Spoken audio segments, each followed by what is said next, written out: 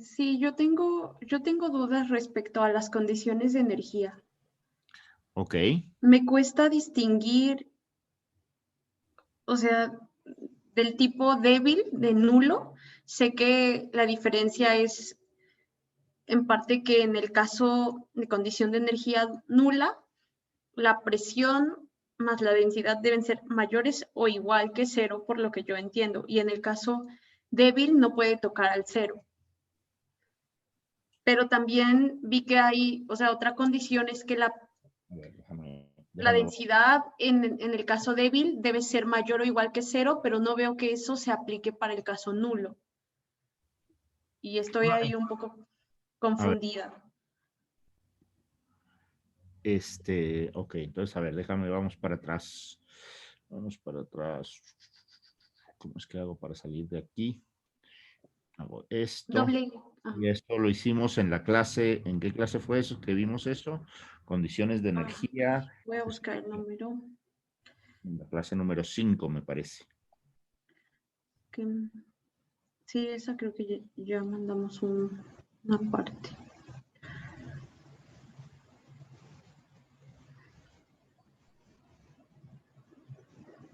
Acá está. Ahí. Condiciones. Ok, entonces, ¿cuál? Son todas diferentes, pero hay algunas que implican otras, ¿ok? Ok. Entonces, a ver, Es que entonces, ahí, ajá, justo en eso estaba ahí. En la parte, en débil, en la débil, ¿ok? Ahí dice que la, eh, las densidades son mayores que el valor absoluto de las presiones, ¿ok? ¿dónde son? En la débil, las densidades son mayores que la, perdón, no, en la débil, perdón, en la débil. Las densidades más cualquiera de las presiones es mayor Son, que cero, más cualquiera una de ellas, ¿ok? En la, en la nula, este, bueno, pues, es que la- según yo, por como leí, en la débil solo es mayor que cero. en la débil, bueno, pero es que en la débil hay una condición extra, que la densidad debe ser mayor que cero, que no está en la nula. La nula no requiere que la densidad sea mayor que cero. Ajá, la nula no requiere eso, pero en el caso débil, Sí. la densidad más las presiones son solo mayor que cero, ¿cierto? Este, Es que yo estuve revisando y encontraba que, ok, pues, o sea, o sea, no pueden ser igual que cero. ajá, no toca, es como, no tocaría el cero, solo sería la densidad más las presiones mayor que cero y tiene esta condición. A ver, no veo por qué, porque cuando la escribimos de la manera general, hay un mayor o igual que cero. Dice TC por si D temporal mayor o igual que cero. Entonces ahí hay una desigualdad. ¿A Digo, dónde, perdón, ¿a dónde está leyendo? ¿O a dónde estamos? a- a- donde definimos las condiciones de energía, todo si temporal, entonces TCD, Ajá. si D es mayor o igual que cero. ¿Ok? Ahí hay una desigualdad. Y, sí, y toca el cero, pero no en ese caso se refiere, o sea, en ambas, tanto ahí sí, en la débil como en la nula es mayor o igual, pero en Sí. las condiciones, Sí. cuando yo reviso lo que encuentro, o sea, y traté de que me hiciera sentido, yo encuentro en las condiciones de la débil que la densidad más la suma de las presiones, en el caso débil, es solo mayor que cero. La No suma, no, ahí no está la suma de las presiones, solo cada una de las presiones. Ajá, perdón, cada una de las presiones. Sería solo mayor que cero, Eh, según, o sea, y tal vez es, igual a cero, el igual a cero, dices tú que viola. Si fuera igual a ajá, cero, viola. Ok, puede ser.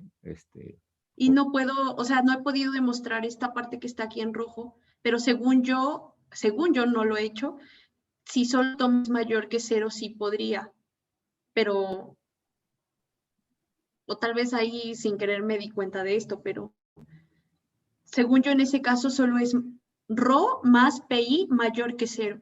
O sea, en otras palabras, que si Rho más PI es igual a 0, entonces se viola la WIC. Débil. Sí, Se puede violar la WIC. la WIC, esa, sí. Energy Condition. Lo dudo,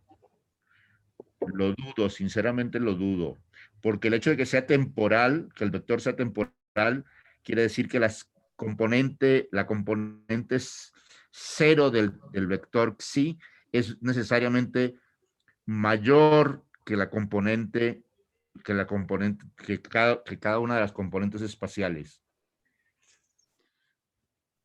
Perdón, no entendí. A ver, el vector xi, cuando lo escribo, puedo escribir todo en una base así minkowskiana, digamos. Sí. Bueno, Sí. entonces el vector S, el vector xi, que es temporal, Ok. tiene necesariamente su componente, supongamos que está en solamente dos direcciones, que es el caso óptimo, o sea, tiene una componente temporal y una componente espacial. Ok. Supongamos que esa componente espacial coincide con una de las direcciones estas. Eso es lo mejor que puede pasar. Ok. Okay. Ahora, acá, si Rho más PI es igual a 0, quiere decir que Rho tiene que P es menos Rho, ¿verdad? Que esa PI, una de las PIs es igual a menos Rho. Ok. ¿Correcto? Igual a Sí. 0. Ahora, esto va a estar multiplicado por el tensor de energía momentum, ¿ok? El tensor de energía momentum va a estar multiplicado por un vector cuya parte temporal, cuya parte en la dirección t, es necesariamente más grande que la componente espacial, porque si no, no es temporal. Ok. ¿Ok? De que aquí fuera un igual, a pesar de que aquí hubiera un igual, No se violaría. el hecho de que xi tiene la componente, digamos, xi 0 es mayor que xi 1, hace que la desigualdad se valga.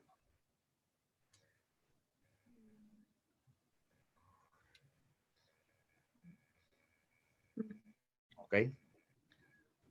Los xi temporales tienen su componente temporal mayor que Las otras, sí, o sea, eso sí lo. pues,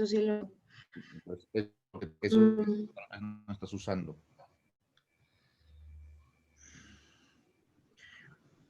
Ok, revísalo en ese sentido. Y ok. pues, ok, ¿alguna otra duda?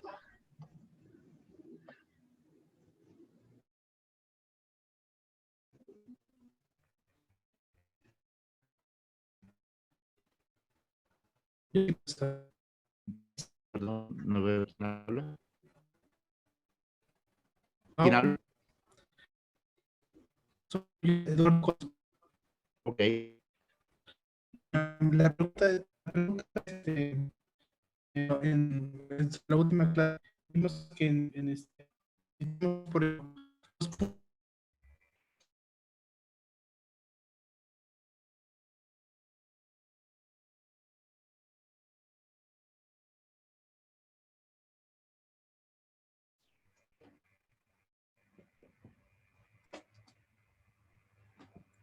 A ver, ¿qué pasó? No te oigo.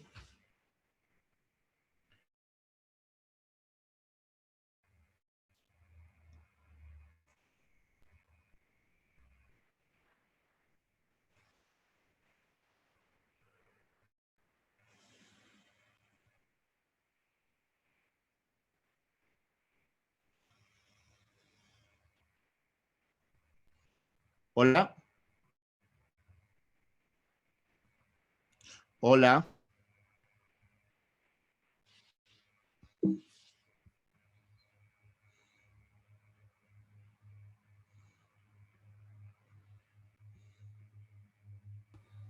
¿Aló, profesor? Aló, sí. No sé qué pasó, pero no te oía nada. No oigo nada.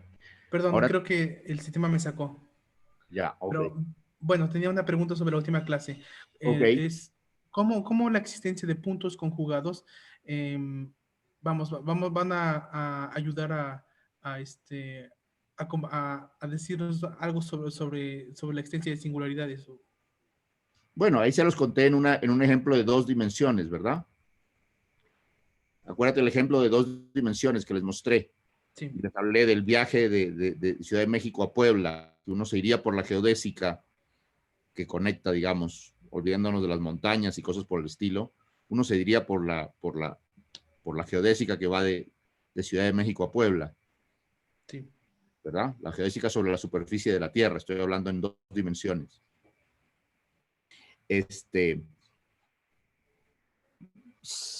Ahora, suponte que yo, sin embargo, hago desaparecer, viene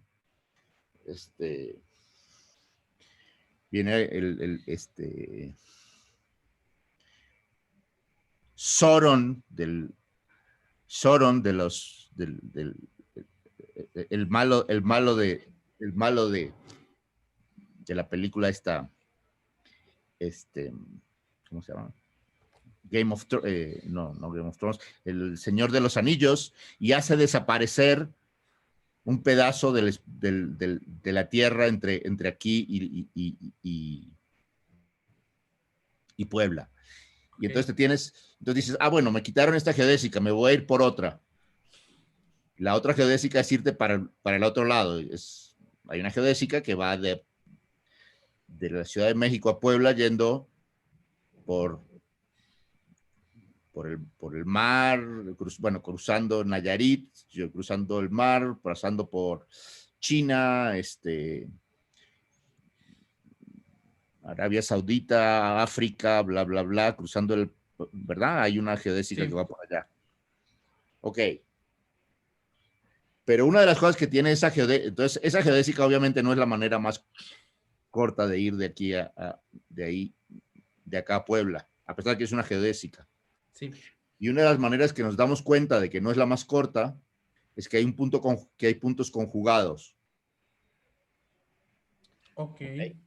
Bueno, entonces el hecho de que haya puntos conjugados quiere decir que esa geodésica puedo encontrar algo más corto, un camino más corto de aquí a Puebla, que sería obviamente yendo por, no sé, a Veracruz y luego de Veracruz a Puebla. Pero bueno, todavía no llegué a ese tan corto. Pero hay uno que me doy cuenta que puedo por lo menos acortarlo un poquito, que es agarrar ese pedazo unido por que une a Puebla con un punto conjugado en la mitad del camino de México a Ciudad de Puebla. Y entonces el camino sería un pedazo de aquí hasta ese punto conjugado y luego desde ese punto conjugado por la geodésica que une ese punto conjugado con Puebla. Pero luego puedo torcerlo un poquito y acortarla. Ahí donde se juntan, en esa esquina, puedo hacer una pequeña desviación y acortar el camino. Entonces ya me di cuenta que ese camino no era el óptimo. Ok. Okay. Entonces puede decir que la existencia de puntos conjugados es como nos da información de que se puede todavía buscar una mejor geodésica, ¿no? Bueno, no, el punto es que va a ser una curva, pero no va a ser geodésica, porque irse de aquí a Veracruz y de Veracruz a Puebla no es una geodésica. Ok, sí.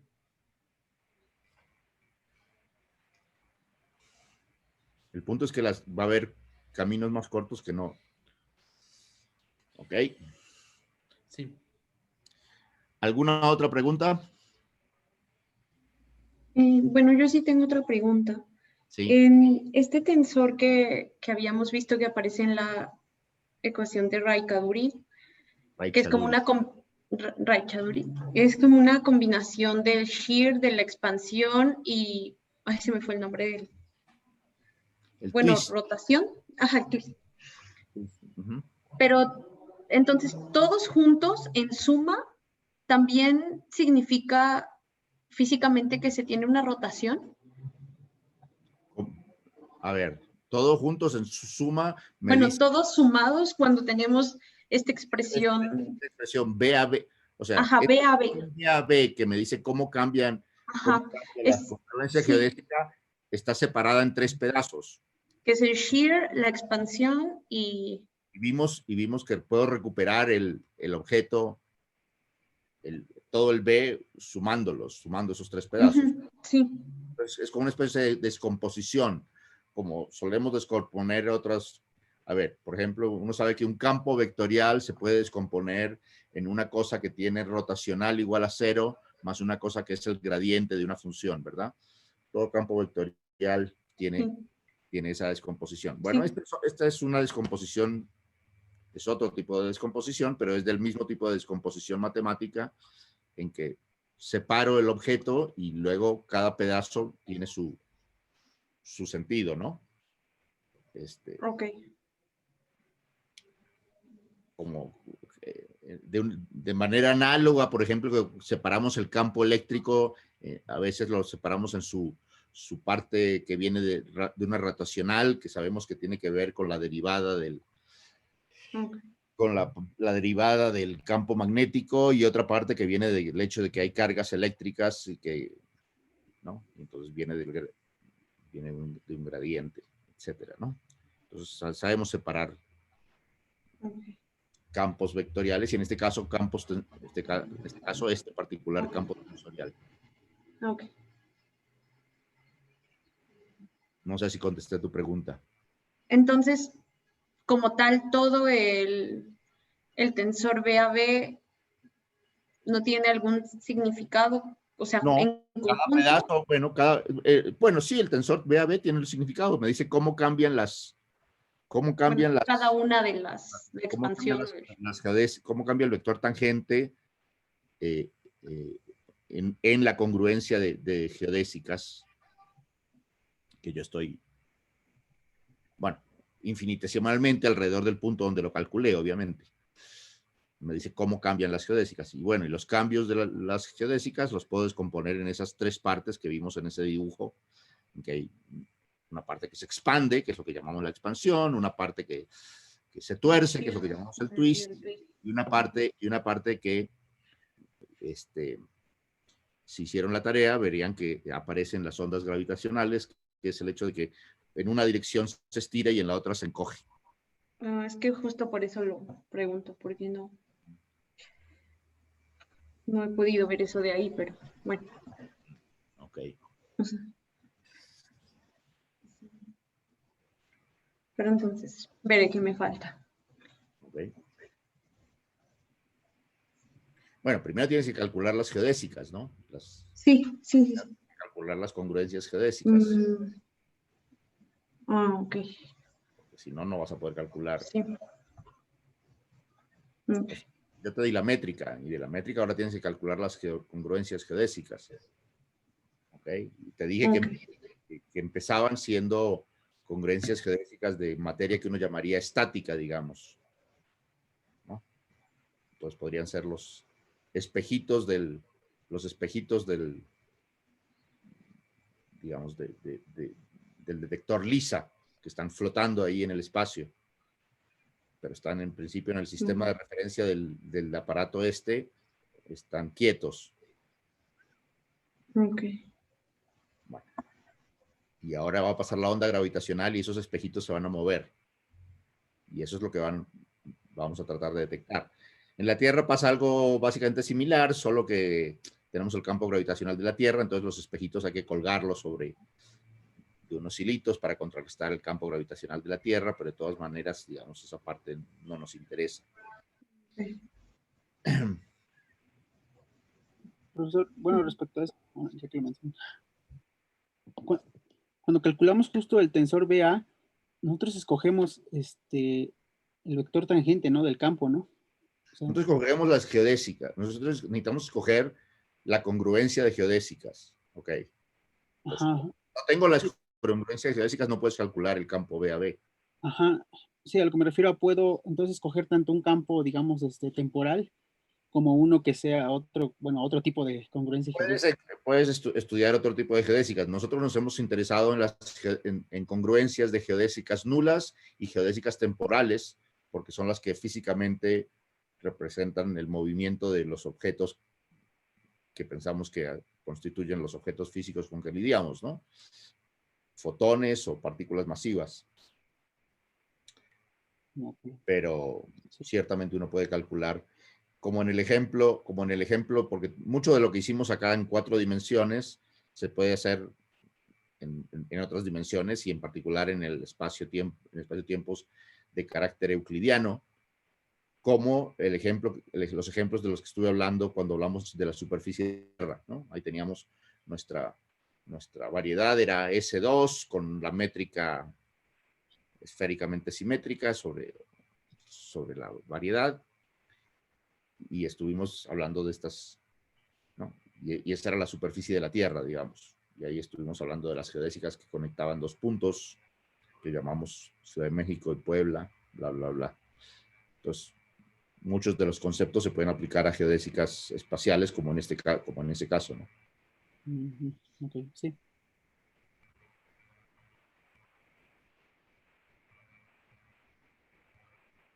¿Más preguntas?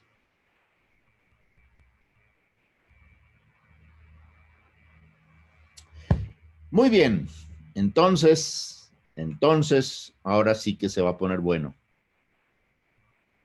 Perdón, necesito llegar, ¿cómo es que se hace? Ya.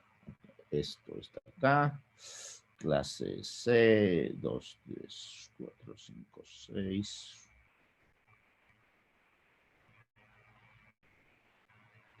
Ups.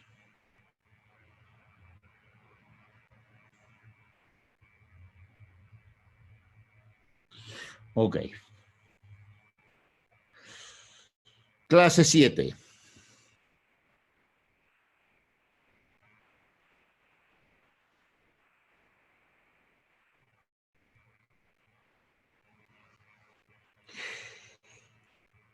Ok. Entonces, esto se refiere a la función tiempo y sus propiedades. Entonces, ¿ok? La función tiempo propio y sus propiedades. Que esa es la función que vamos a tratar de extremizar en nuestros conjuntos, ¿no? Bueno, y normalmente las cosas serían bastante sencillas. Tenemos una función, si fuera continua, el conjunto es compacto, entonces sabemos que toma los extremos. Bueno, ojalá las cosas fueran tan fáciles, porque vamos a ver que la cosa tiene sus bemoles y bueno, y esto, una de las lecciones que quiero que vean acá es cómo que a pesar de que uno se encuentra problemas, bueno, en este caso Penrose y compañía fueron capaces de encontrarles caminos para salir de este problema. Entonces empecemos por la parte, digamos, sencilla. Si tengo una curva temporal suave, no necesariamente geodésica, pero suave, que pasa por 2 puntos, uno en el futuro causal del otro, en el futuro cronológico del otro, y está parametrizado por un parámetro lambda. El tiempo propio a lo largo de la geodésica se define como la integral de el tamaño de la tangente, ¿verdad? Que es g contraído con el vector tangente, a la curva, a la 1/2, integrado de lambda desde el valor de lambda correspondiente al punto P hasta el valor de lambda correspondiente al punto Q.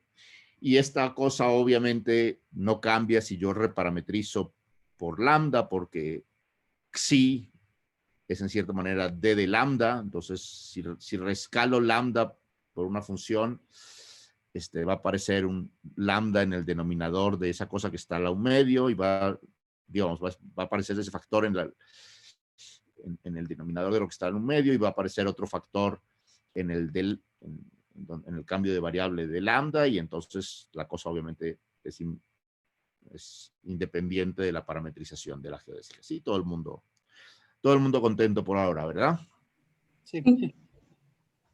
Estoy compartiendo, ¿verdad? ¿Están viendo la...? Sí. Sí. Ah, ok. Sí. Ok.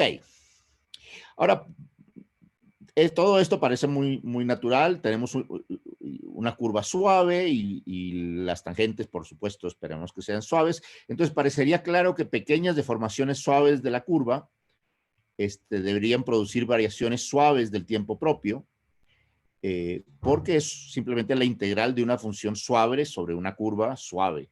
Entonces, uno esperaría que cambie la curva un poquito y esto cambie un poquito. Ahora, el primer problema que encontramos es que, recuérdense que definimos el conjunto CPQ, que fue un conjunto que demostramos que bajo ciertas condiciones era compacto, particularmente si el espacio-tiempo era globalmente hiperbólico, el conjunto de las curvas CPQ era compacto, era el conjunto de todas las curvas causales de P a Q,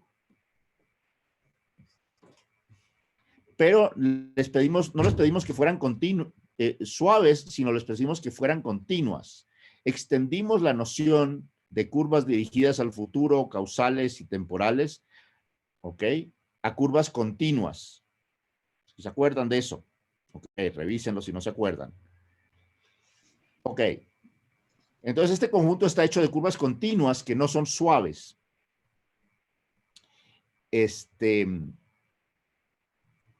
Y eso nos va a crear un problema. Aparte, obviamente, como lo dije antes, el tiempo propio no es independiente de la parametrización y consideramos idénticas las curvas que difieren simplemente por una reparametrización. Una definición extra que tal vez la debía haber introducido antes, pero que no lo hice para no complicarnos la vida, es una generalización de este conjunto de curvas que conectaban dos puntos a curvas que conectan un pedazo de una hipersuperficie,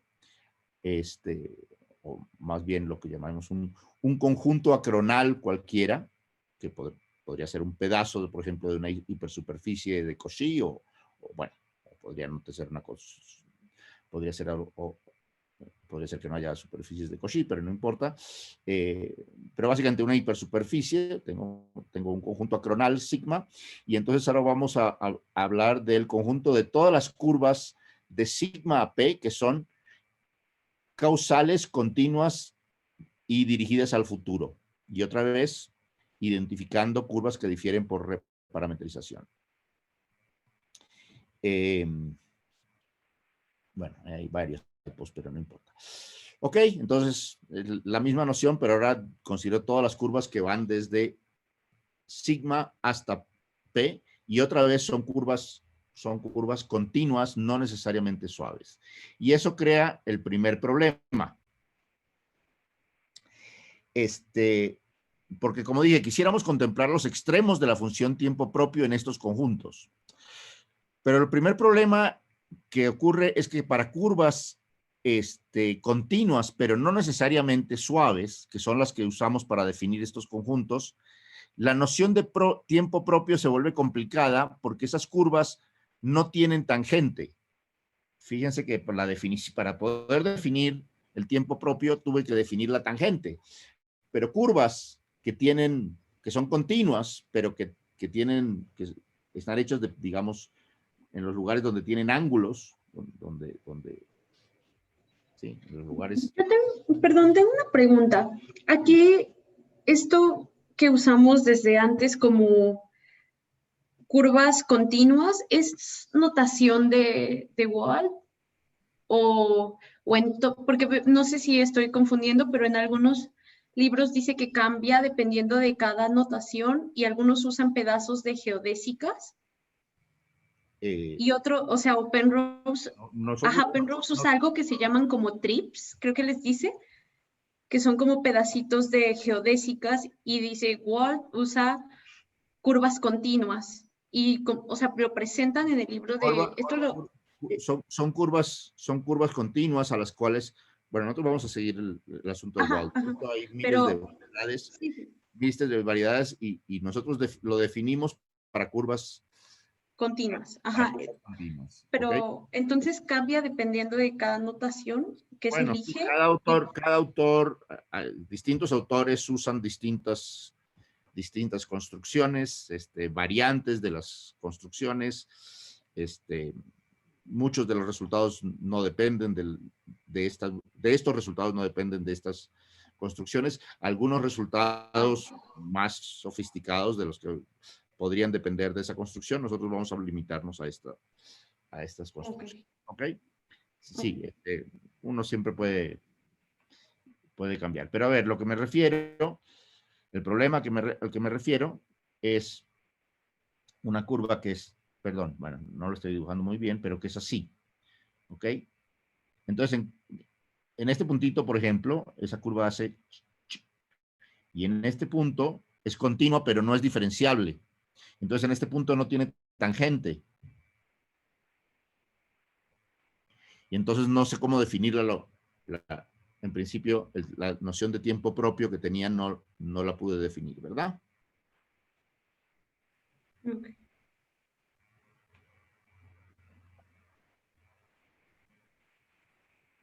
Entonces, es el primer problema. El segundo problema es que la función tiempo propio en general, a pesar de lo que dije antes, no es una función continua en los espacios-tiempos, perdón,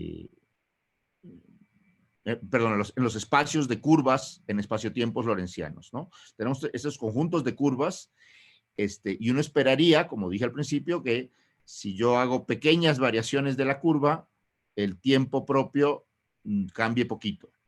Bueno, igual nos muestra un ejemplo donde eso sencillamente no ocurre.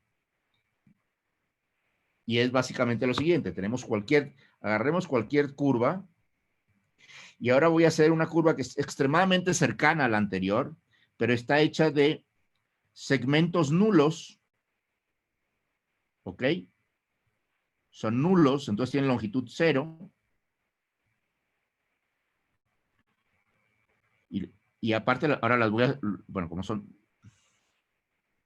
pedacitos de geodésicas nulas. Y ahora lo que voy a hacer, para poder que esté bien definido, digamos, las voy a redondear aquí un poquito para suavizarlo, pero en una región tan chiquita que realmente contribuya muy poquito. Entonces, esta curva va a tener una longitud, un tiempo propio, tan cercano a 0 como se quiera. ¿Ok? Porque este pedazo es 0, acá hay un poquitito, luego es 0, luego hay un poquitito, luego es 0. ¿Ok? Entonces, esta curva, que obviamente está tan cerca de mi curva como yo quiera, haciendo los segmentos, tiene un tiempo propio tan cercano a 0 como yo quiera, a pesar de que esta otra tenía un tiempo propio dado, 10 horas. ¿Ok? Bueno, entonces esas dos cosas complican todo el tratamiento. Hoy con cómo se lidia con ese tratamiento.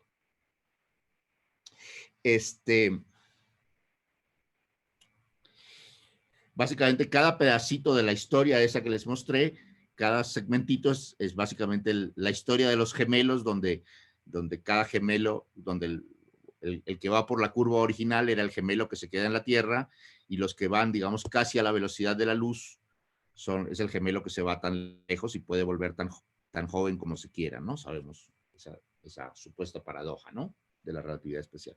¿Sí? ¿Todo el mundo conmigo? Sí. Sí. Ok. Bueno, lo que permite resolver el problema es otra propiedad que no es continuidad, pero se llama semicontinuidad superior. Es una cosa que es casi como continuidad, pero no es continuidad y es solo en una dirección. Bueno, entonces vamos a hacer una pequeña digresión matemática para definir qué es esta propiedad. ¿Ok? Entonces ahora estamos hablando ya de puras matemáticas. Supongamos que tengo un espacio topológico y tengo una función de ese espacio topológico en los reales.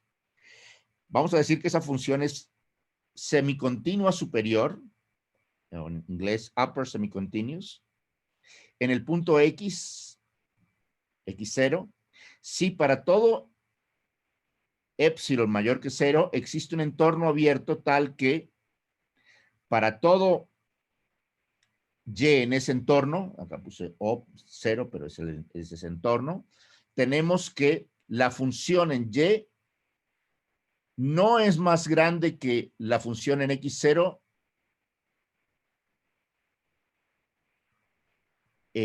más ese pequeño épsilon. ¿Ok? La definición de continuidad tendría la misma forma, solo que diría, existe un entorno abierto tal que para todo Y en el entorno, f de Y menos f de X0, valor absoluto, menor que épsilon. ¿Ok? Lo que es lo mismo que decir que f de Y es menor que f de X0 más épsilon y mayor que f de X0 menos épsilon. Pero esa otra parte no la pedimos. ¿Ok? Entonces solo estamos mirando la posibilidad de que crezca. Estamos limitando la posibilidad de que crezca, no estamos limitando la posibilidad de que decrezca. ¿Sí es claro?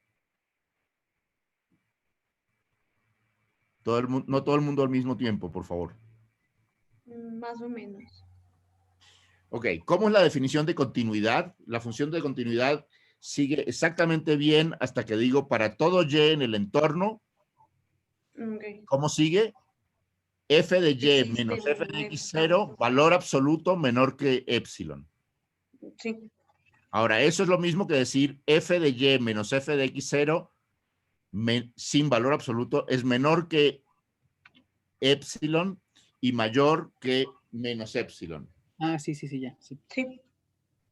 Y ahora paso Ya f de un lado. para los dos lados. Okay. Sí. Entonces, Ya. esta condición suplementada con la otra que digo que no voy a pedir es lo mismo que pedir continuidad.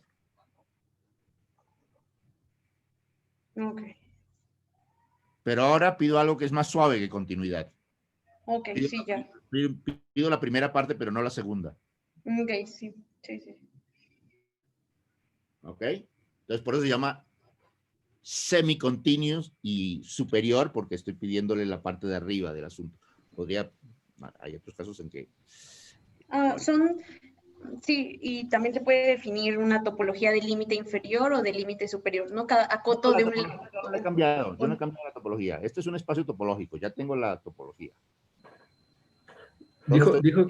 Estoy definiendo esta nueva noción de función. Hay funciones, para una topología yo sé definir una función continua de ese espacio topológico en otro espacio topológico, en particular en el espacio topológico de los reales con su topología estándar, ¿no?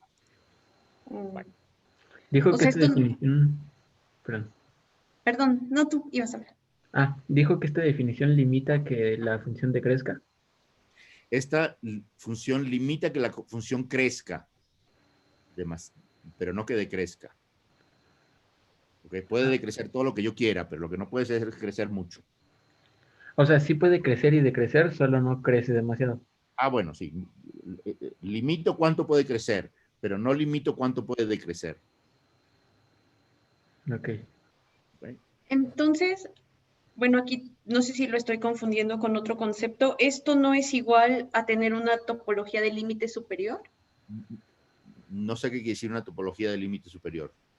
Una topología es un subconjunto de los subconjuntos del espacio que satisface siempre ciertas propiedades. Y acoto de un lado en el caso de una topología con... No, a ver, yo para poder hablar de tal topología tengo que saber qué son los entornos abiertos y eso no los estoy cambiando. Ok. Dar una topología en un espacio es dar los conjuntos abiertos. ¿Cómo son sus intersecciones? Bueno, pues, que se queden en el si me das la lista de abiertos del espacio y esa lista tiene que tener ciertas propiedades, me diste la topología. Listo. Eso está fijo. Sí. Acá estoy definiendo simplemente, usando la topología puedo definir la noción de continuidad. Acá estoy definiendo otra noción que se parece a continuidad, pero no es.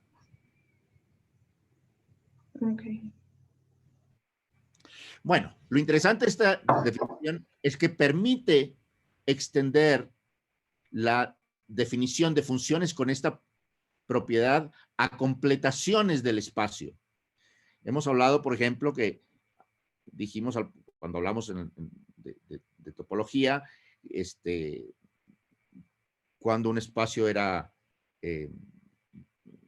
bueno, que eran las series de Cauchy, y que si las series de Cauchy convergían, entonces el espacio se llamaba completo, y mencioné un teorema que existe, que cualquier espacio que no es completo se puede completar a un espacio de Cauchy. Eso se llama la completación de Cauchy. Ok, si no se acuerdan, revísenlo. O revisen cualquier libro de topología. Ok.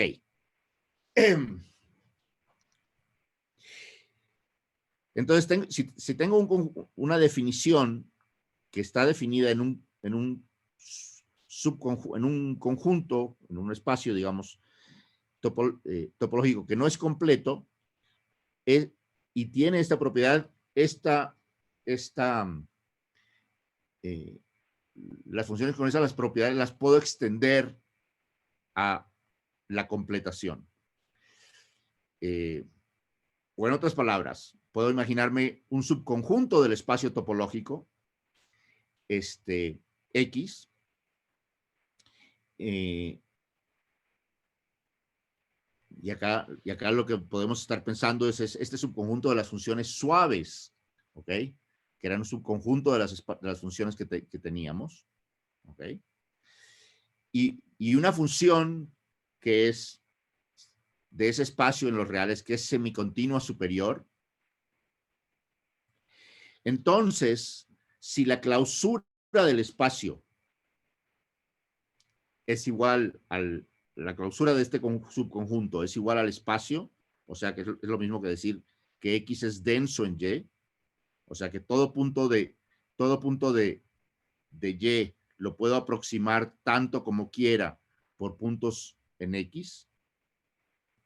Entonces, dice el teorema, la función se puede extender, la función que estaba definida inicialmente en X, la puedo extender a Y de manera que coincide con F en el subconjunto original y que continúa siendo semicontinua superior en todo Y. ¿Ok? Eso es lo que vamos a hablar ahora, lo que vamos a mostrar ahora.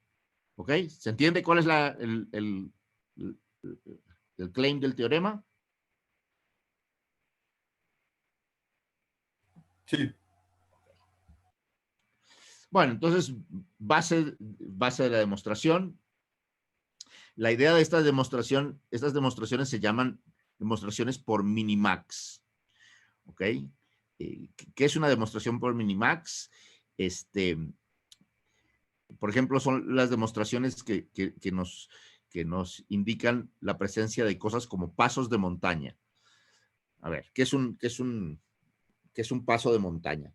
Yo quiero irme de Argentina a Chile, ¿ok? Y quiero buscar el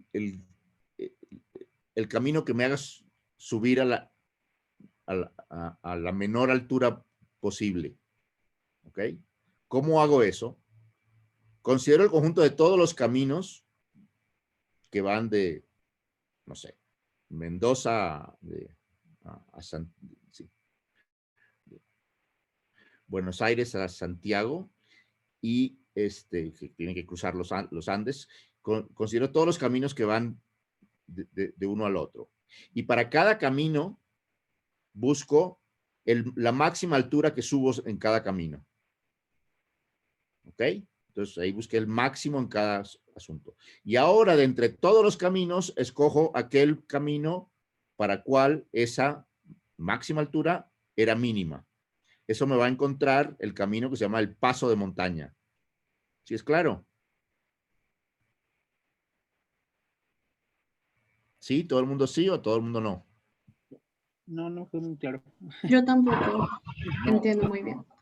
A ver, vamos a hacerlo vamos a hacer el paso de montaña. No sé por qué me fui a la Argentina, pero vamos a hacerlo de aquí a Puebla.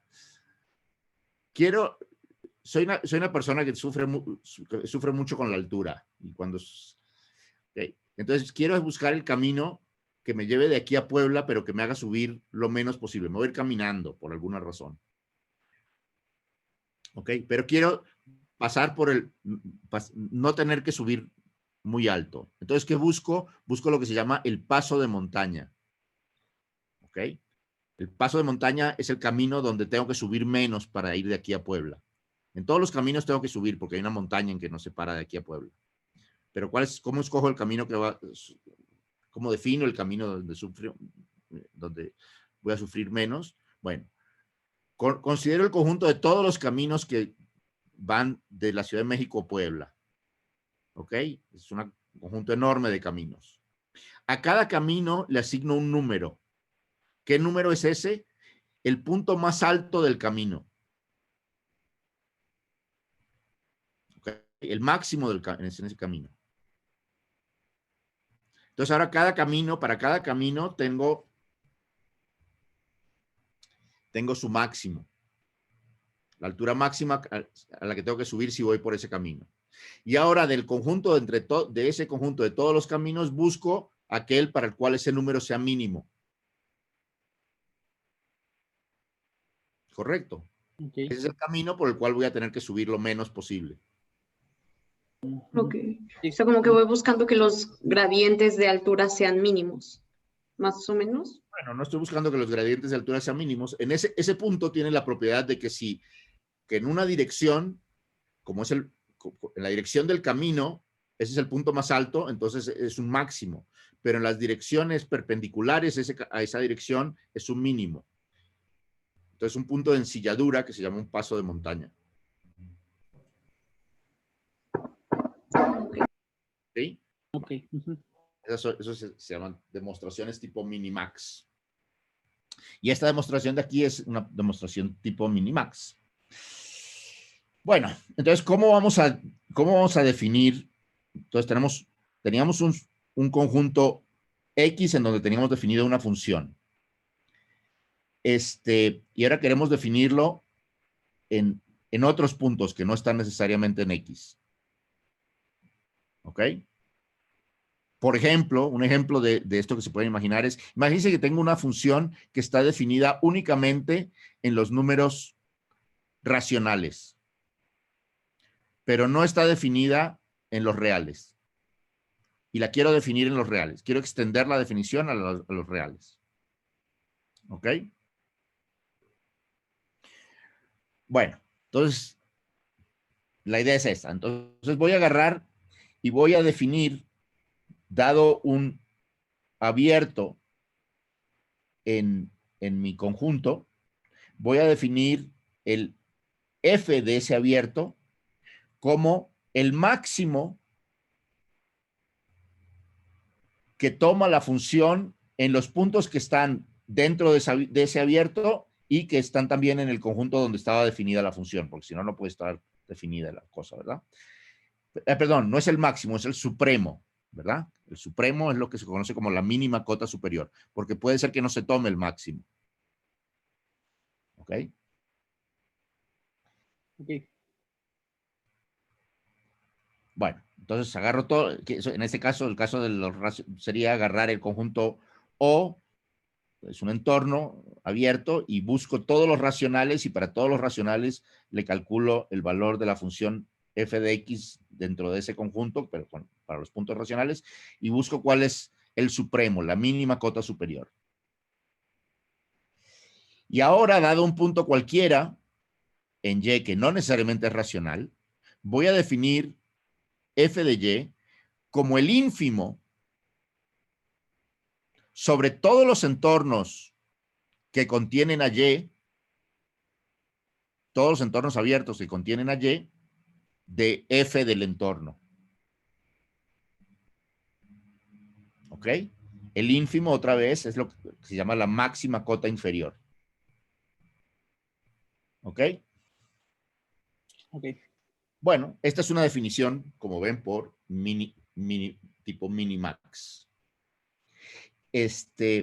La tarea que les dejo es demostrar que con esta definición f tilde coincide con f para los puntos en X Y la segunda cosa que les pido demostrar es que F tilde así definida es semicontinua superior también en Y. O sea, los dos pedazos, o sea, les definí la función y ahora les pido que demuestre que cumple con las propiedades del que mencioné en el teorema, ¿no?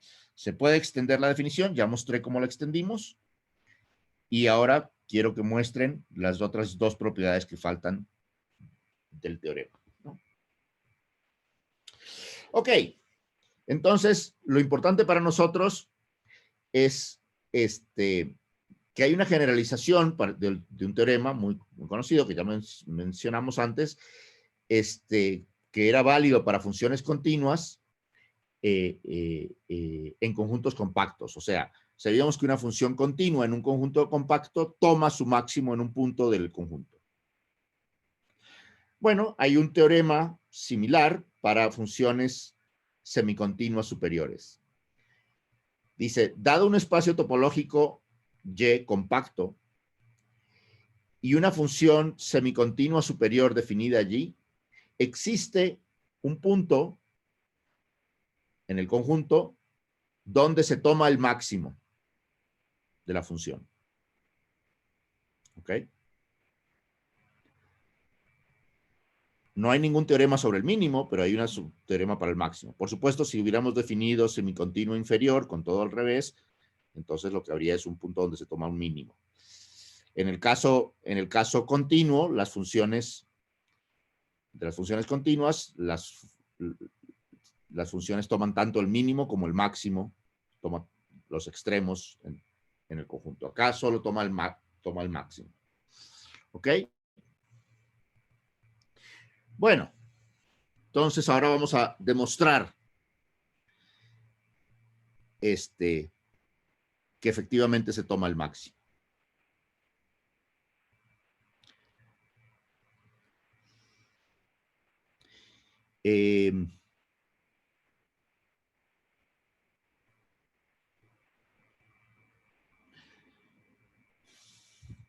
Tal vez les voy a dar 2 minutos para que dijeran antes de irnos con esta demostración que es un poquitín pesada.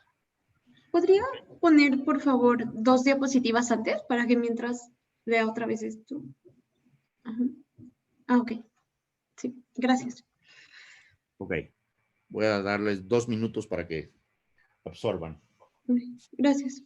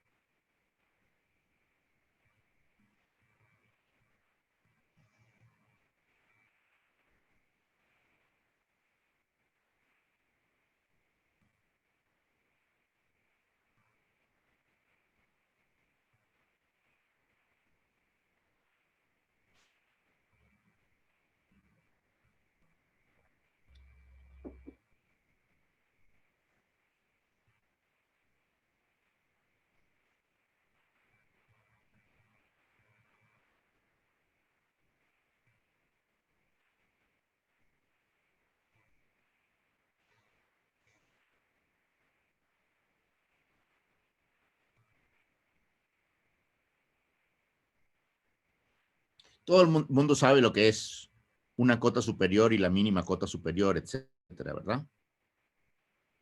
Sí. Ok. ¿Perdón?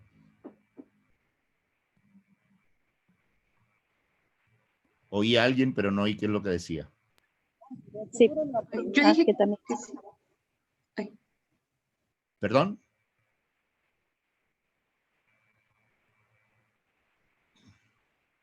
No, no oí lo que decían.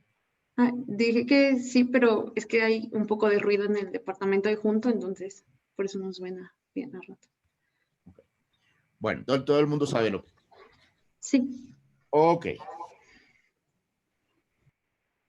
Bueno, entonces nos vamos a la demostración. Agárrense.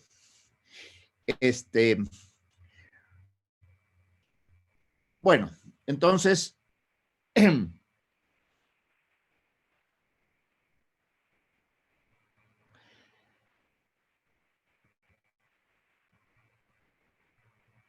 voy a mirar ahora el supremo de esta función en el conjunto. ¿Ok? Acabé de definir esta función y voy a mirar el supremo, o sea, la mínima cota superior, que podría ser infinito si resulta que los valores no son acotados. Pero bueno, ese va a ser un caso particular. Bueno, ahora, es claro que podemos construir una serie que es monótona creciente y que converge a B. ¿Por qué? ¿Por qué es claro que podemos hacer esta construcción? ¿Ok? Porque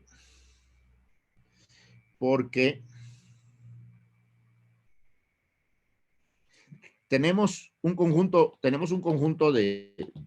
bueno, de puntos, estoy tratando de pintar puntos, y en esta dirección está el valor de la función, ¿ok?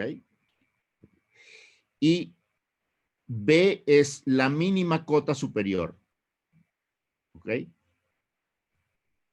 Esta es la mínima cota superior.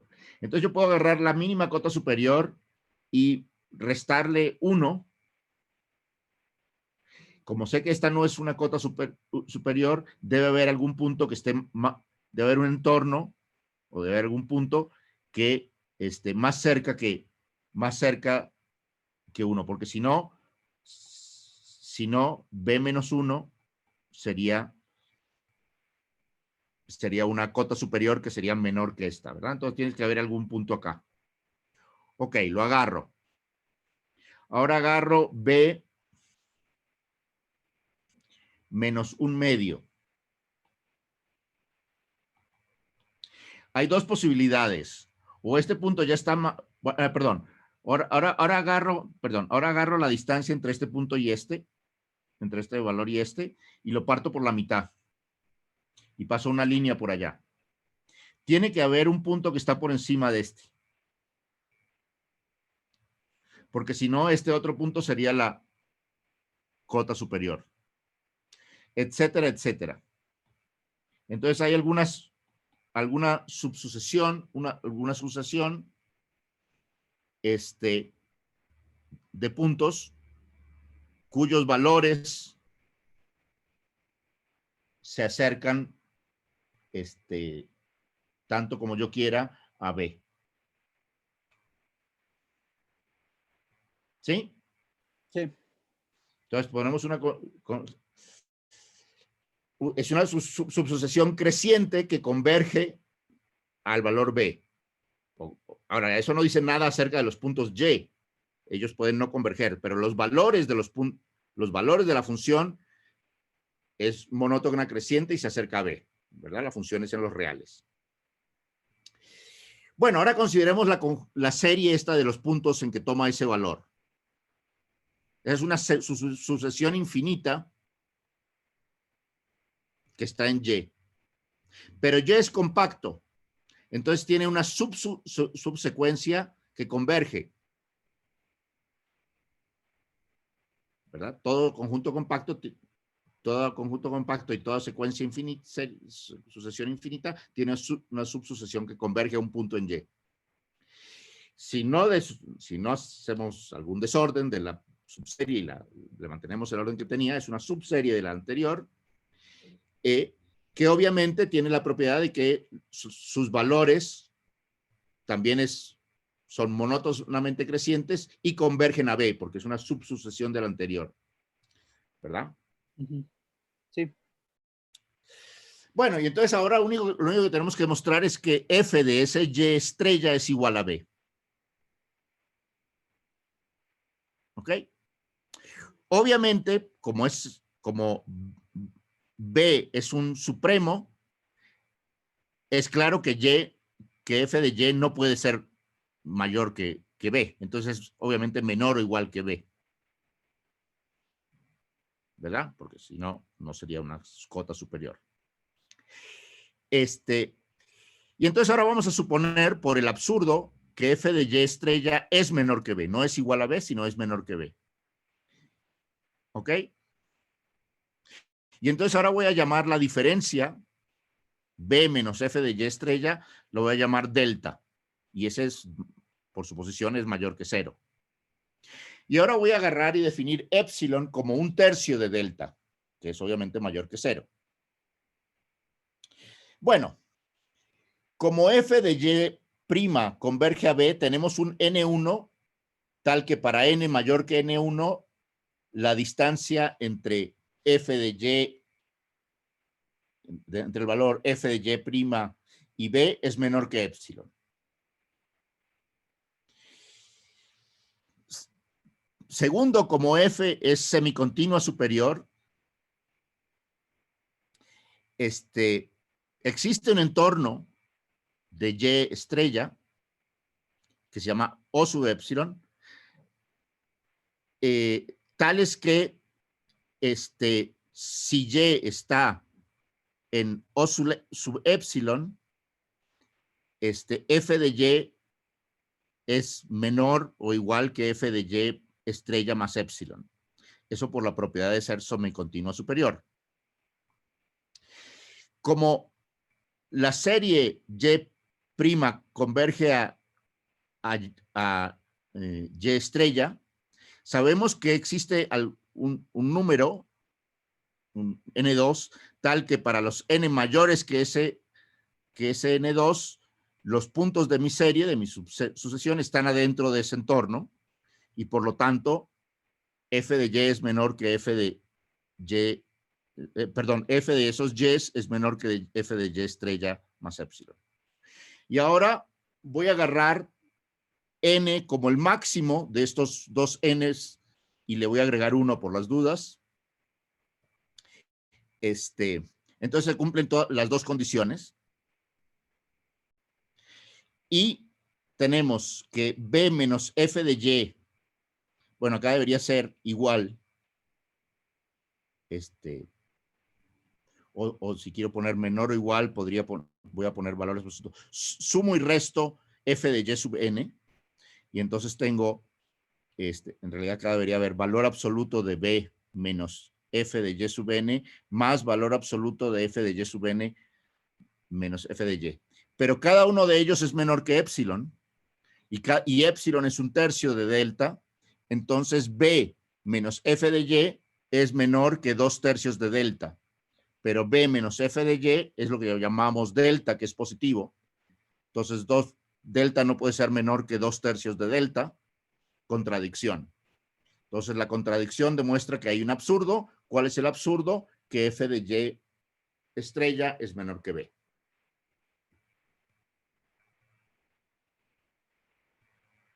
¿Sí? Sí.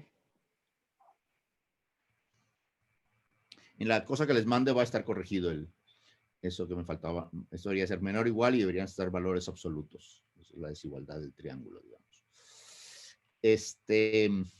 Perdón, ok. Lo que quiero hacer es seguir. Bueno, entonces ahora que tenemos estos resultados matemáticos,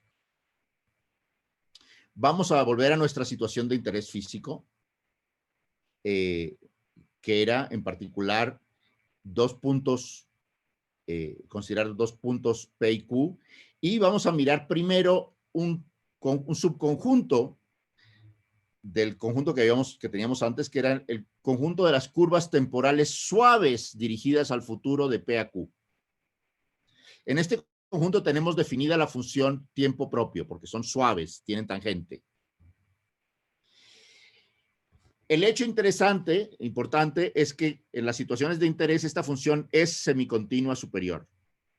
De manera que podemos usar el hecho de que este conjunto es denso en el conjunto de todas las curvas causales continuas, que era el conjunto dirigidas al futuro, que era el conjunto que nos interesaba, salvo tal vez en un caso muy particular que llamamos el caso N, en que exista alguna geodésica nula conectando los puntos P y Q. Salvo en ese caso, salvo para esa curva particular, este conjunto es denso en las curvas. Déjenme no voy a hacer la demostración, pero la idea básica es que si tengo una curva que es dirigida al futuro y hace todo esto, pues tengo en un entorno cualquiera de ella, abierto, tengo una curva que sí es suave y continua y todo, que está en ese entorno, ¿no? Entonces, quiere decir que me puedo acercar tanto a la curva, a la curva que era continua, pero no suave, por una curva suave. Esa es la idea. ¿Ok? Y esa curva suave sí tiene definida su longitud. Entonces, podemos usar, como dije, el hecho de que este conjunto de curvas suaves temporales dirigidas al futuro es denso en el conjunto de las curvas causales continuas, para extender la definición, salvo en este caso particular, de la función tiempo propio al conjunto C de PQ, de manera de mantener la propiedad de semicontinuidad superior. ¿Ok? O sea, estamos usando ahora las suposiciones del teorema, que teníamos una función que tenía esta propiedad de ser semicontinua superior y que teníamos un subconjunto en el que estaba definida la función que es denso en el conjunto que nos interesa. Bueno, y todo esto se resume en la proposición 941 que dice lo siguiente: si tengo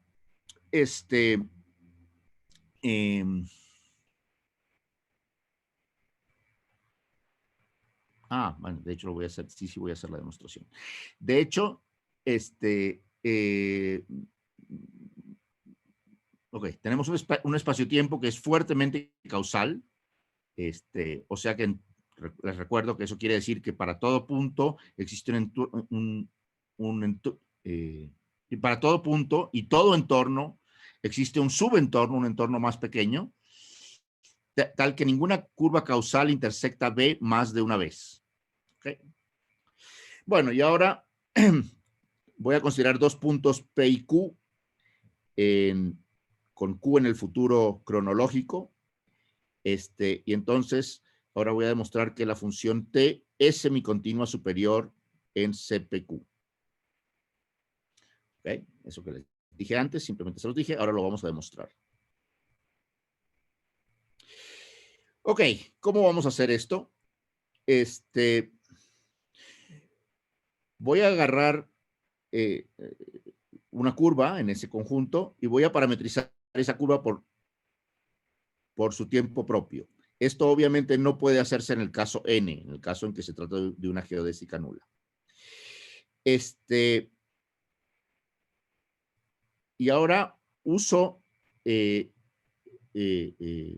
a usar el vector, la tangente a esta curva, lo voy a llamar U, y en cada punto de la curva voy a considerar el conjunto de los vectores tangentes a ese punto que son ortogonales a UA. ¿Ok? Entonces, a ver, déjenme dibujar esto, porque está... ¿Cómo andamos de tiempo? Déjenme dibujar esto.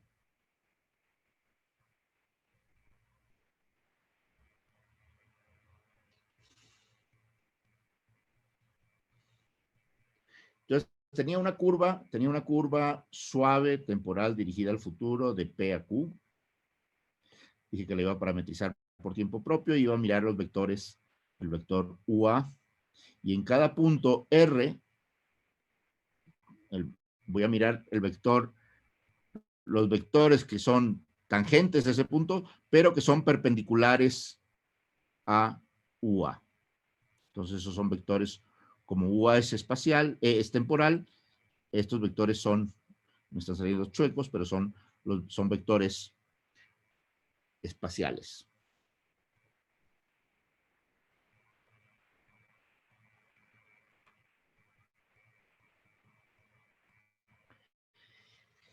Y voy a considerar el conjunto de geodésicas determinados por todos estos vectores. ¿Ok? Entonces, otra vez. Entonces, para cada uno de estos vectores, voy a considerar las geodésicas determinadas por esos vectores. Esto me va a definir una especie de hipersuperficie en un entorno suficientemente pequeño, me va a definir una especie de hipersuperficie asociada con ese punto R. ¿Ok? Es como la hipersuperficie perpendicular de alguna manera a U. ¿Ok? Y voy a hacer eso para todos los puntos.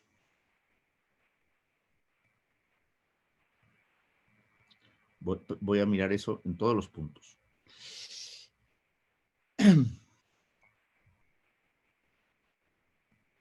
Entonces, en todos los puntos voy a tener estas hipersuperficies perpendiculares al vector normal. Esto me está generando una especie de tubo.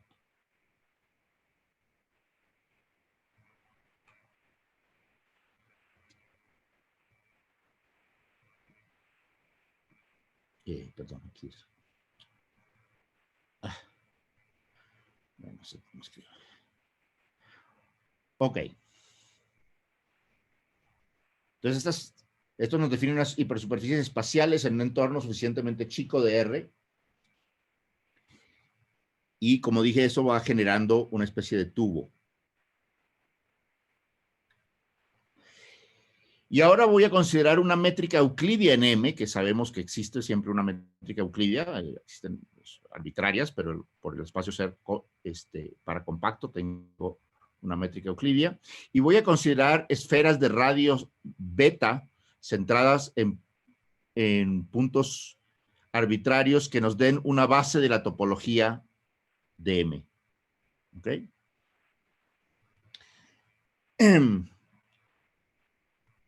¿Ok? Sí. Bueno, y voy a buscar para cada R uno de estos entornos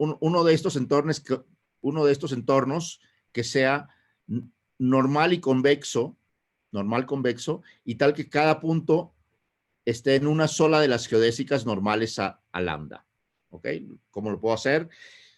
Bueno, sé que en todo punto, alrededor de todo punto existe un entorno normal convexo y puedo intersectarlo eso con los conjuntos de radio B y me queda un abierto, pero como ese es un abierto, puedo encontrar otro beta más chiquito que esté contenido en ese conjunto, ¿no? Entonces, así ahora tengo un subconjunto más chiquito, una bolita de radio beta prima, pero que es, número 1 es normal convexo, y número 2 es un elemento de esta topología.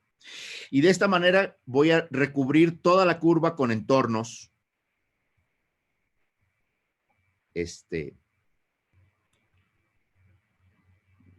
con entornos abiertos. Pero la imagen de la curva es compacta, entonces existe, esto sería un recubrimiento por estas bolitas beta prima de toda la curva. La curva es compacta, entonces existe un subrecubrimiento finito. Entonces, ¿qué es lo que hice? Bueno, por un lado hice esto y por otro lado, déjenme para que no se nos mezclen los dibujos, agarré esta misma curva y hice esto. Estos son entornos cuatridimensionales, ¿no? Que son normales convexos y cubren a la curva y aparte son elementos son bolitas de radio beta prima. ¿Ok? Ahora, esto es un subrecubrimiento, es un recubrimiento que podría ser infinito. Bueno, es infinito porque lo hice para cada punto. Pero como la imagen es compacta, como esta curva tiene una imagen compacta, entonces existe un subrecubrimiento finito.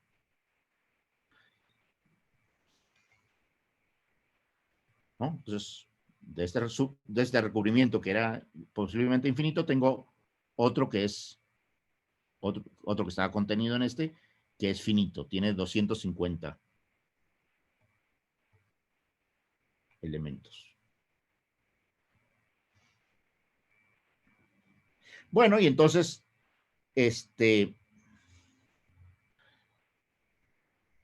esto lo voy a usar para lidiar con un problemita que se podría haber ocurrido, que era el siguiente. Fíjense en el dibujo que hice anteriormente, en este dibujo que hice anteriormente, un problema que podría haber ocurrido es que cuando yo armé esta, voy a hacerlo acá más grande para que se vea. Agarré aquí el punto, el vector UA y armé mi superficie, agarré mis vectores perpendiculares y armé mi superficie. Esta era la hipersuperficie, esa digamos, generada por las geodésicas perpendiculares. Y luego agarré este punto de aquí, y también tenía su vector UA, y cuando agarré y miré las geodésicas que se extienden para allá, la región que hice aquí se intersectaba con la región anterior. ¿Sí lo ven? ¿Qué puede haber pasado?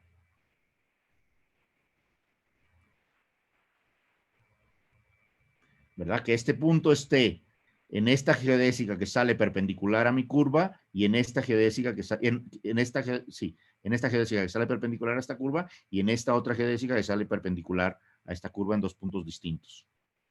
¿Verdad? Particularmente si la curva hizo así, ¿no? Era una curva así. Esta es perpendicular, ¿no? Y entonces acá se cruzan. Entonces, ¿qué es lo que voy a hacer? Voy a rastrear esos puntos y voy a achicar los betas para evitarme que eso ocurra.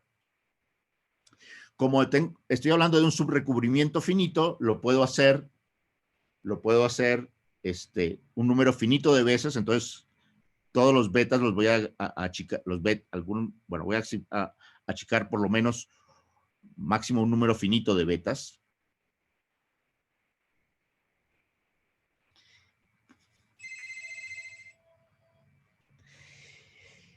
De manera de generar ahora un tubo.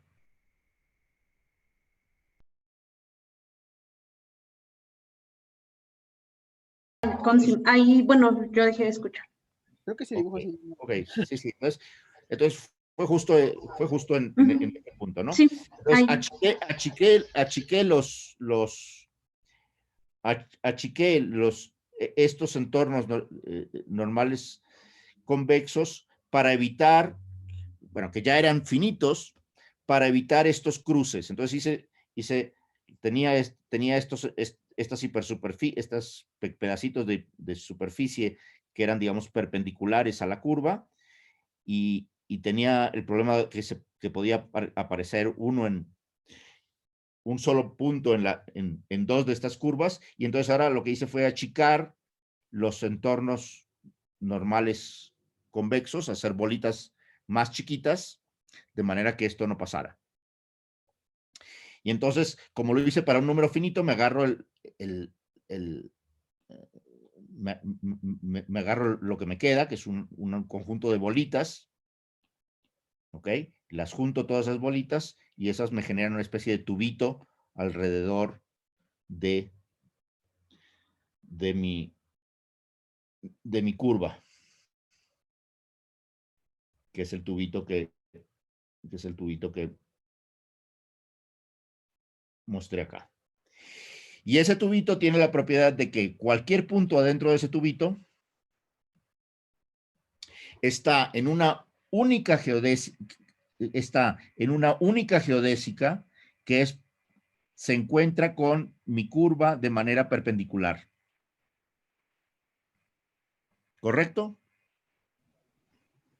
Ok. Ok.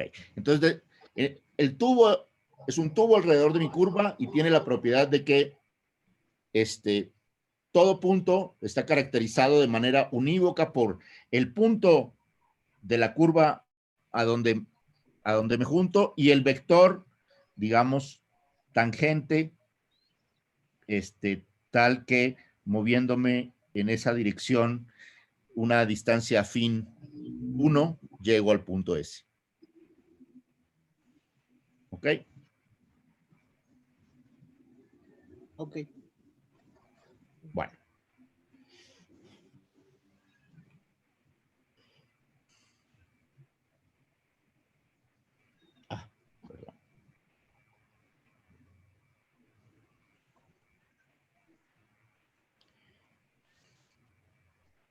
Bueno, entonces esta cosa lo llamamos, es un recubrimiento abierto que contiene, este tubito es un abierto que contiene a lambda y lo voy a llamar U.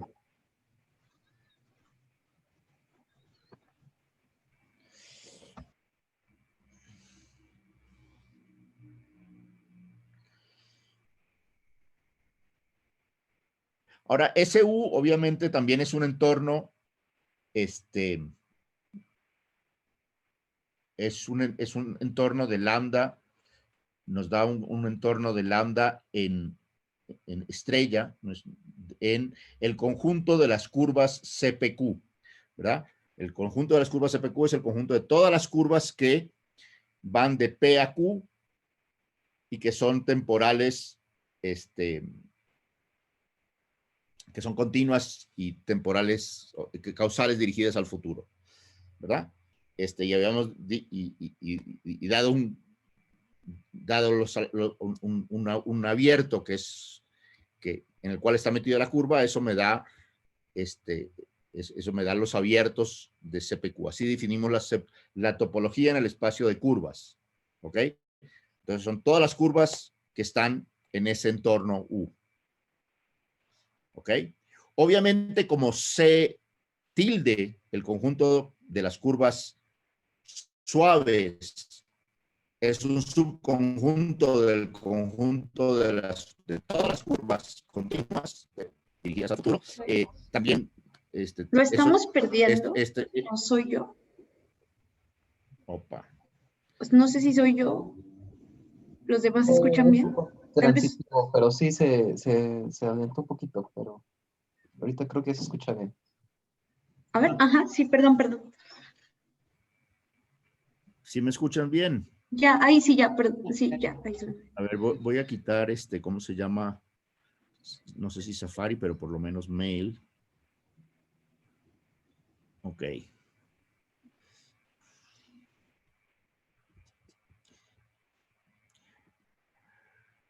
Ok, entonces les recuerdo que dado un conjunto abierto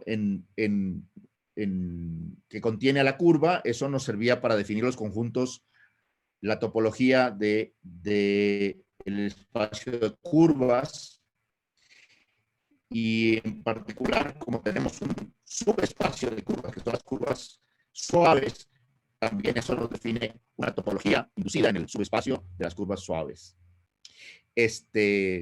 Voy a ignorar de ahora en más en la notación la diferencia entre el entorno visto como un entorno en el espacio de curvas y el entorno como visto en un entorno en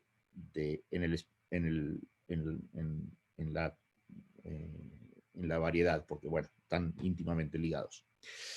Bueno, entonces ahora lo que vamos a demostrar es que se puede encontrar un entorno aún más pequeño, U', de la curva, que tiene la propiedad que todo mu que esté en esa curva, en ese entorno más pequeño, y que sea una curva suave, o sea, esté en CPQ, tiene la propiedad de que el tiempo propio a lo largo de esta curva es menor que el tiempo propio de la curva lambda más epsilon. O sea, la propiedad esta de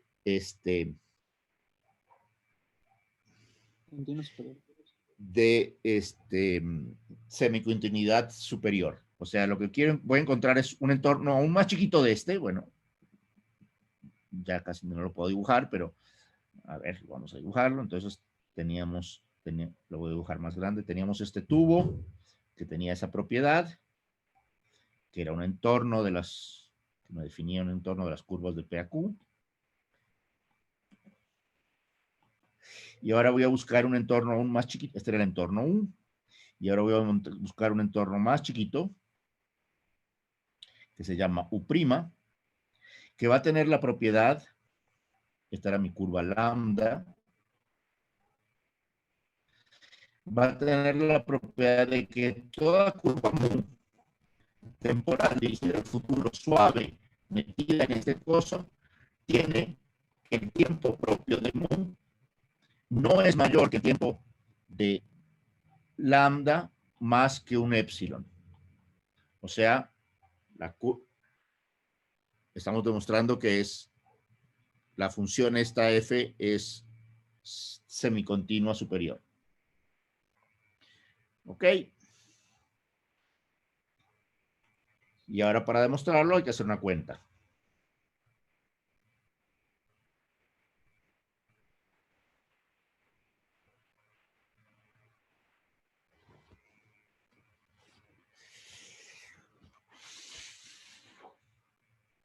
Bueno, el conjunto U inicial estaba foliado por estas superficies espaciales que había construido. Y ahora voy a construir una función T definida de la siguiente manera. Para cada S en el conjunto U, voy a buscar la geodésica ortogonal que me lleva de S a lambda. Ya habíamos dicho que hay una sola, ¿verdad? Y voy a medir y voy a llamar R el punto de la intersección de esa geodésica con lambda y voy a definir T como el tiempo propio a lo largo, en el punto R, a lo largo de la geodésica. ¿Okay? En otras palabras, en este entorno, todavía no lo he hecho chiquito, en este entorno, para cualquier punto S, ese que estaba acá, yo buscaba la geodésica que conecta con el punto aquí, este punto lo llamo R, y desde P a R mido el tiempo propio, ¿ok? Ese es el tiempo propio en R, mido la integral de acá a acá a lo largo de la curva lambda, y ahora le defino a este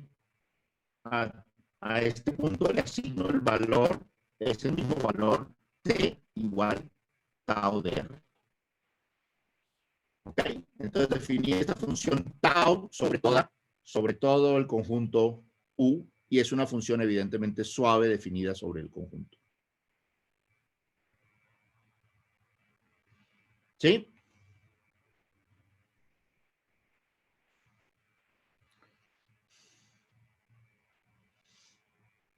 Bueno, y ahora voy a considerar el campo vectorial dado por la derivada de T en ese punto. Claramente es un campo temporal sobre lambda, porque sobre lambda coincide con el vector U, ¿verdad?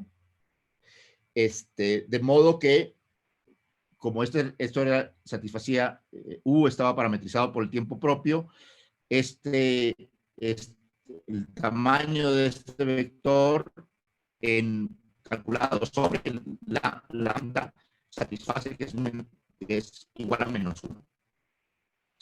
¿Okay? Entonces tengo una función, tengo este campo vectorial que en lambda es igual a menos 1, pero es una función, esta cantidad es una función continua. Entonces existe un entorno U sub delta contenido en U, donde esto sigue siendo temporal, o sea, sigue siendo negativo, pero su tamaño no se desvía de 1 más que delta, para todo delta, ¿verdad? Porque esto es una cosa, esta función de acá, del gradiente de t por gradiente de t, que vale menos 1, es una función continua en mi entorno. ¿Sí? ¿Todo el mundo está conmigo?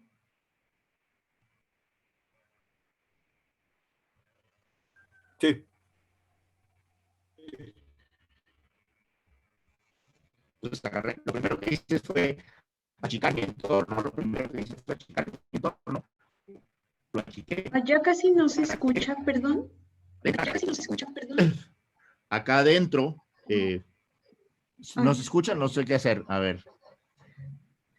Tenemos esta cantidad. Perdón. Gradiente de T. Era igual a menos 1 sobre mi curva lambda, pero como es una función continua, puedo buscar una región en que difiera de ser menos 1 en máximo una cantidad, yo lo voy a llamar delta. ¿Okay? Difiere para arriba o para abajo de -1 en delta, ¿no? Entonces, en todo este tubito que hice más chiquito, esta función satisface la propiedad de que su valor absoluto es, que es negativa y que su valor absoluto es 1, es menor que 1 más lambda, más delta, perdón.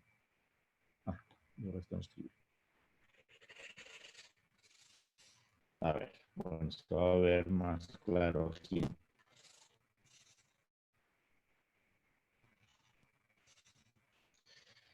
Ok. Y ahora veamos una curva mu contenida en nuestro espacio de curvas suaves, intersección ese tubo. ¿Ok? Entonces voy a buscar una curva mu cualquiera que sea suave, de P a Q, y que esté metida en ese tubo. Bueno, y la vamos a parametrizar usando la función tau. Vamos a definir su tangente como VA. Entonces, ¿perdón? Ajá, en la desigualdad, ese es el recíproco de gradiente A de T. Sí, a ver, El que es menor. gradiente A de T en valor absoluto es igual a 1, ¿verdad? Ajá, sí, sí, sí. Solo le voy a pedir que esa cosa, la -1, el inverso de eso sea. Ah, ok, sí. Sea en este Ok. Bueno, el parámetro T, voy a parametrizar, tengo la función T esta definida en toda la variedad, en todo el tubo, y voy a parametrizar la curva ahora esta por su tangente VA, no por su tiempo propio, sino por su tangente, parametrizada por este tau. Entonces, obviamente, tenemos que VA por, esto debería ser derivada sub A, eso no me salió bueno, una cosa que no debería ser, debería ser delta T sub A. En la función T es básicamente la derivada con respecto al parámetro de la curva de la función T, que es 1. ¿Ok? Ok. Y entonces ahora voy a escribir a este vector tangente a la curva, lo voy a descomponer en el vector gradiente TA más un vector M perpendicular al gradiente TA. Eso siempre puedo hacerlo, ¿verdad?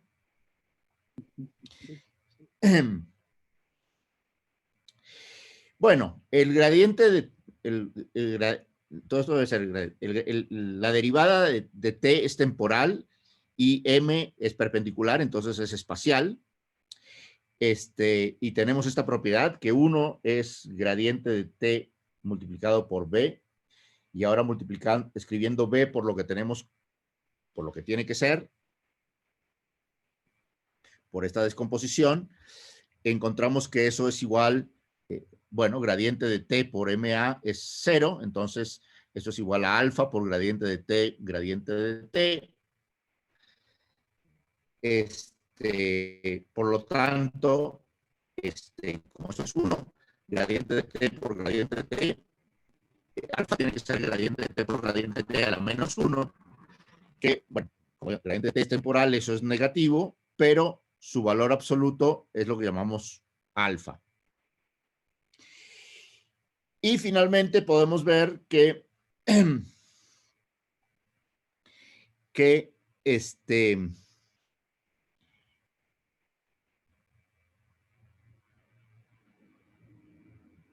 la norma del vector BA es esta cantidad, ¿ok?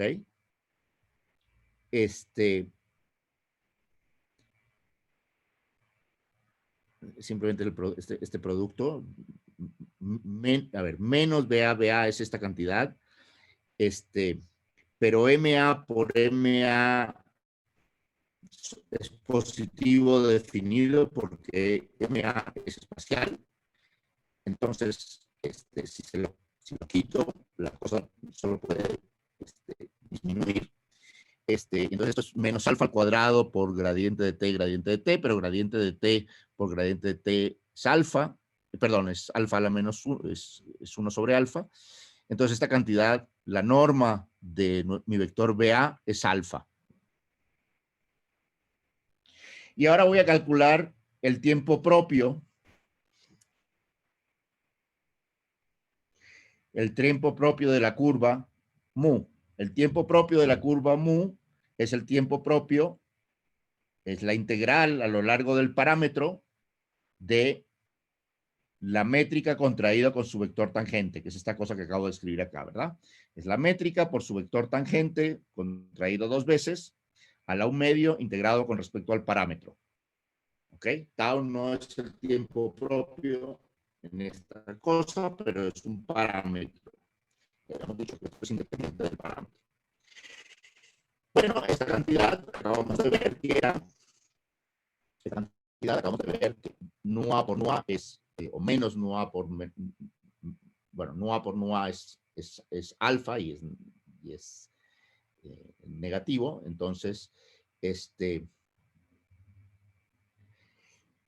entonces esta cantidad es la integral de T0 a T1 de alfa, y T0, la integral de T0 a T1 de alfa es menor o igual, ¿verdad? Porque alfa es la norma, alfa es 1 sobre alfa es la norma de gradiente de t, que habíamos dicho que era menor que 1 más delta al cuadrado, y si le saco la raíz es menor que 1 más delta. Entonces esta cosa es integral de T0 a T1 de 1 más delta, integral de T, y saco factor 1 más delta, y la integral de T0 a T1 de T es T de Q, pero T de Q es básicamente el tiempo propio a lo largo de lambda, que es porque es la integral del tiempo propio, bueno, porque T era el tiempo propio medido a lo largo de lambda, y como llegué a Q, quiere decir que medí toda la longitud de lambda. Entonces tenemos que el tiempo propio de mu es 1 más delta por el tiempo propio, es menor o igual que 1 más delta por el tiempo propio a lo largo de lambda. Y entonces, si me dan un épsilon mayor que 0, tomo delta igual a épsilon sobre tau de lambda, y tenemos justamente que si la curva mu está en ese entorno u' igual u sub delta, se tiene que T de mu es menor que T de lambda más épsilon. Es decir, hemos demostrado que esta curva es, o que esta función tiempo propio para las curvas suaves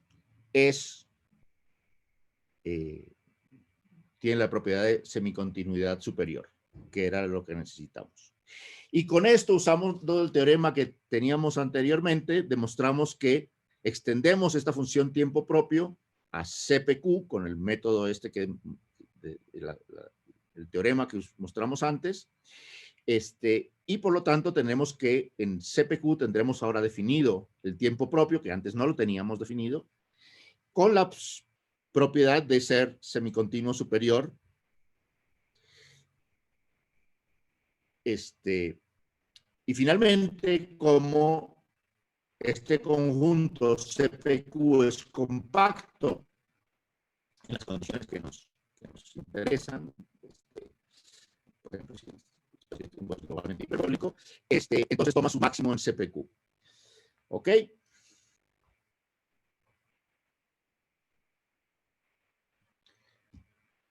¿Dudas?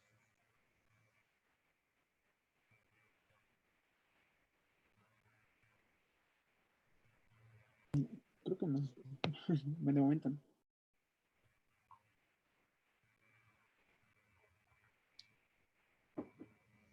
¿No? Bueno, entonces todo el mundo entendió cuál era el problema, ¿no? Teníamos dos problemas, que no teníamos las curvas definidas, sino en este conjunto C tilde, que era el conjunto de las funciones suaves que iban de P a Q, pero el conjunto que sabíamos que era compacto era CPQ.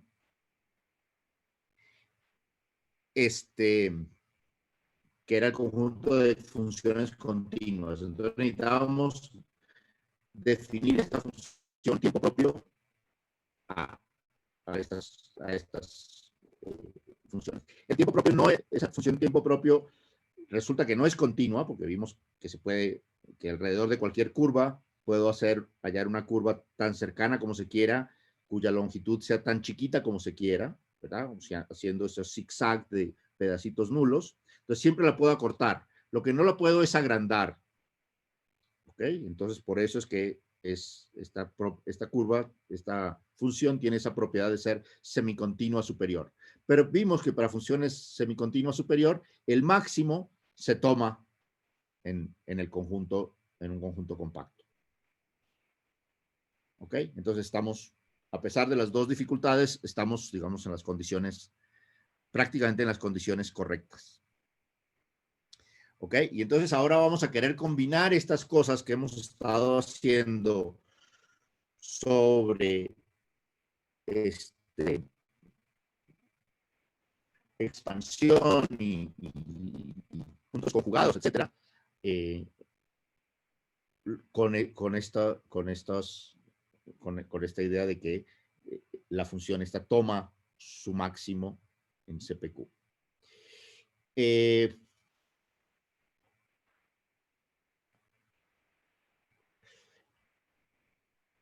Bueno, déjenme no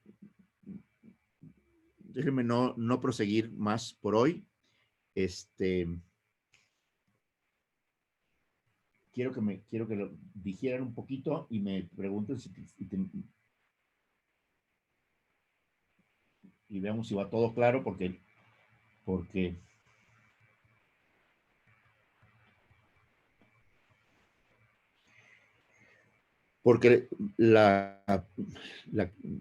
bueno, lo que viene también requiere un poco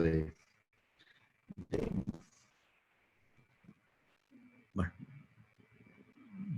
es pesado también, entonces no quiero abrumarlos. Vamos a dejarlo acá para que digieran este punto, y voy a abrirme a que hagan preguntas, por favor.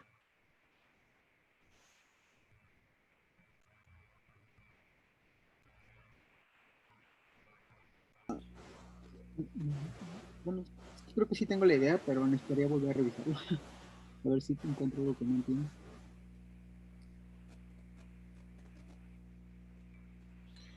Ok, entonces todo lo que hicimos hoy fue una odisea para lidiar con este problema que teníamos.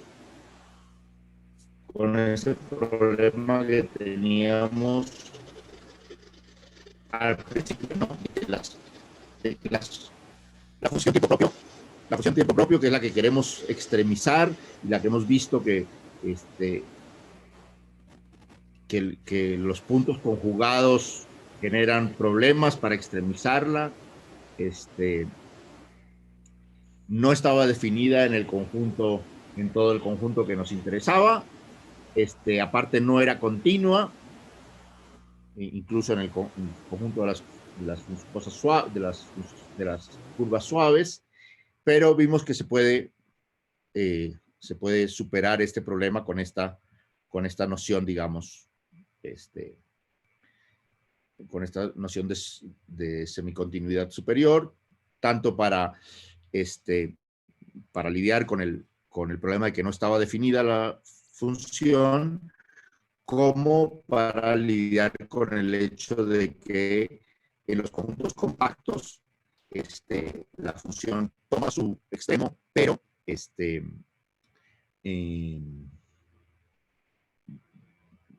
generalmente bajo la suposición, los extremos bajo la suposición de que es continua. Y como no era continua, lo que tuvimos que ver es que toma su máximo, con que sea semicontinua superior, toma su máximo. Y entonces ahora pareciera que ya estamos listos para hacer para proceder, pero hay un problema con el que tenemos que lidiar, que vamos a empezar a lidiar con en la clase que viene, todavía hay un pequeño problema. Sabemos que la función esta tau toma su máximo en CPQ. Pero todos los teoremas que tenemos sobre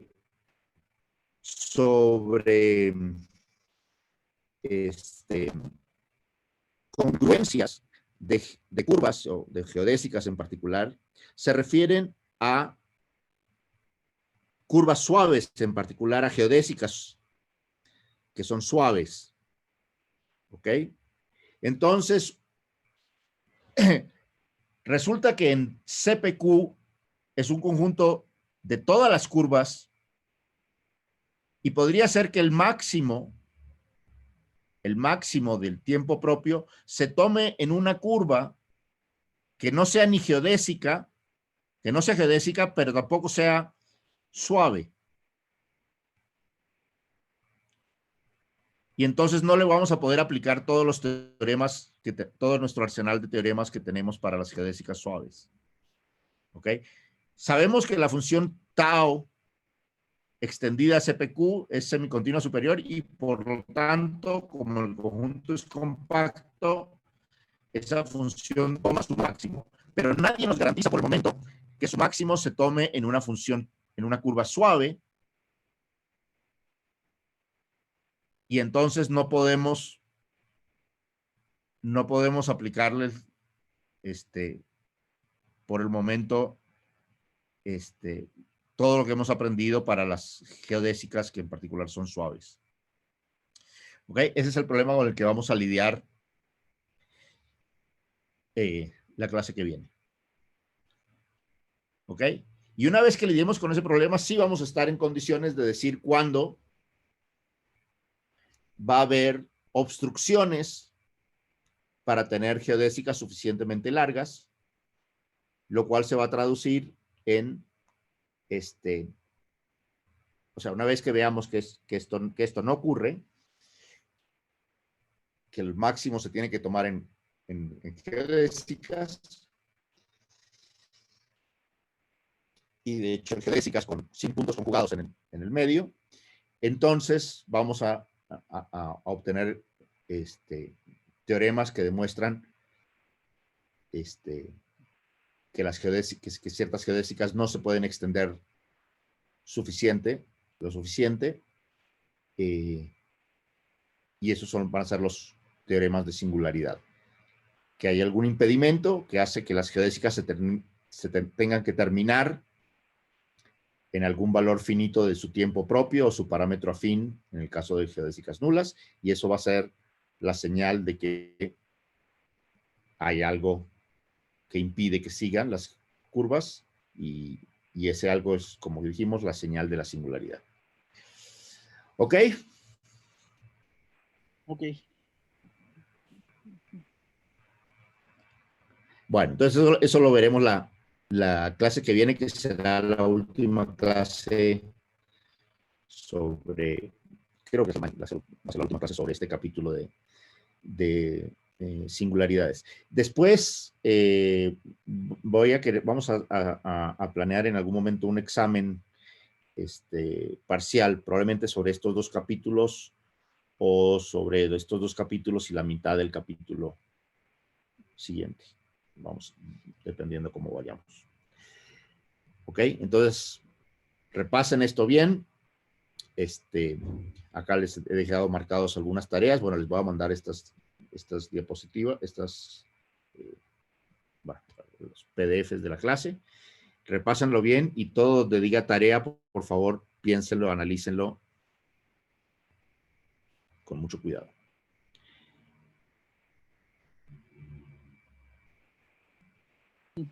Okay. Bueno. Ok. Entonces, si nadie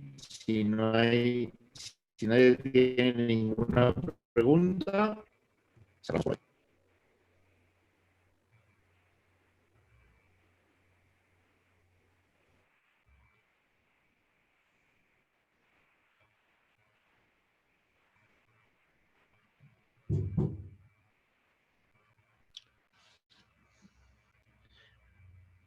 Bueno, entonces déjenme decirles a mí una pregunta. ¿Está pesado esto o está manejable? Está pesado para mí. Pesado. Bueno, esta clase y la anterior siento que han sido las más peores. Sí, esta parte de singularidad, teoremas de singularidad tienen una... Bueno, premio Nobel no fue en vano. Sí.